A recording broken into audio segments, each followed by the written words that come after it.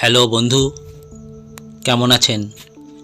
Reading চ্যানেলের পক্ষ থেকে সবাইকে অসংখ্য ধন্যবাদ। কেমন হলো মাধ্যমিকের অঙ্কের প্রশ্ন?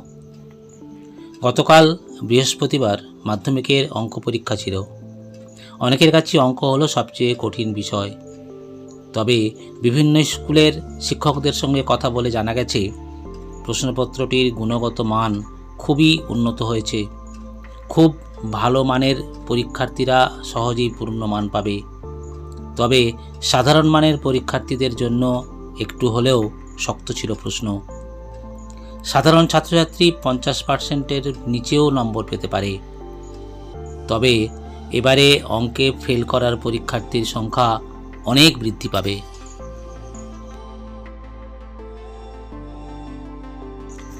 রিডিং চ্যানেলের পক্ষ থেকে সবাইকে অনুরোধ করছি, লাইক, কমেন্ট, শেয়ার ও সাবস্ক্রাইব করতে ভুলবেন না।